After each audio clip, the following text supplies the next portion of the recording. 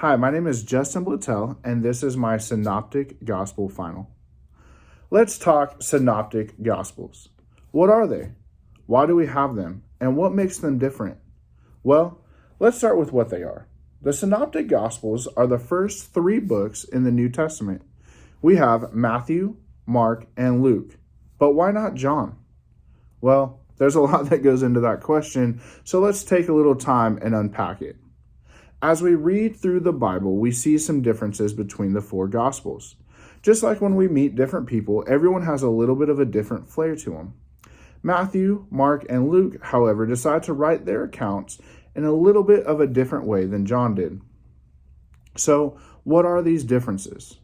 Well, the main differences are the style that John wrote. He had more of a dualistic language, the plot, the way that he accounted for Jesus' ministry, and the presentation of Jesus' life.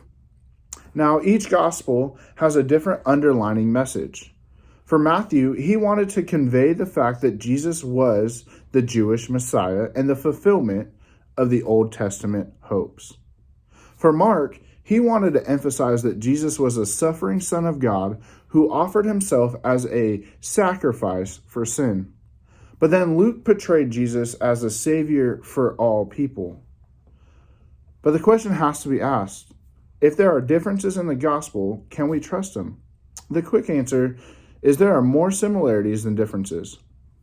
If we include John, all of the gospels share the same basic story. They have overlapping events and sayings. But some people look at the differences in the gospel and questions are raised to the validity because of some of the contradictions. We can use the example in Matthew 5. It says, "Blessed are the poor in spirit." But then we look at Luke chapter 6 and we are told, "Blessed are the poor," period. Are these contradictions? I would suggest, just like Pastor John said in the videos, that these are not contradictions, but rather they complement each other. The Gospels are like paintings. Each person can paint the same thing, and yet we still see a different image because it's through different people's eyes. The more that we study the Gospels, especially the Synoptic Gospels, we begin to see glaring similarity that authenticate one another.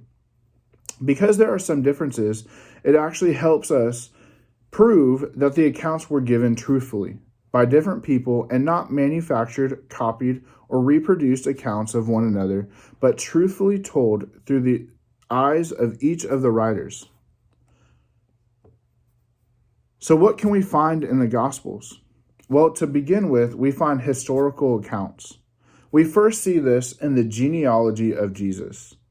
But more than that, in the Gospels, we hear about different places, peoples, and events. All these paint a picture of what's going on and also further proving the authenticity of the scriptures. Because of how well documented each of these aspects are, the Bible is still used by historians as a reference. Next, the Gospels are a narrative. Each of the Gospels tell the story of Jesus. They bring the person of Jesus to life, sharing their version of how things went down. They talk about Jesus' ministry, how he interacted with people, the healings and the signs and the wonders. Each of these Gospels shares a different narrative, yet still tell the same story of Jesus. And because of that, we get to see Jesus in a very real and tangible light. Finally, the Synoptic Gospels have theology. They weren't simply writing down an itinerary of Jesus. They talked about his interactions. They talked about the different parables that he told and how Jesus taught both them and the masses. See, scholars have spent a lifetime trying to extract the theology that the Gospels share with us. And it's all due to the fact that each of these writers took time to put pen to paper and show us that the story of Jesus is both real and relevant. The Gospels are a gift. They show us that Jesus loved us so much that he was willing to put flesh and bone and become human so that we could spend an eternity with him. The first three books of the Bible give us a a vast, concrete picture of who Jesus was. They proved that he was the King of Kings and that he fulfilled Jewish prophecy and that Jesus wasn't just a man, but he was a Savior.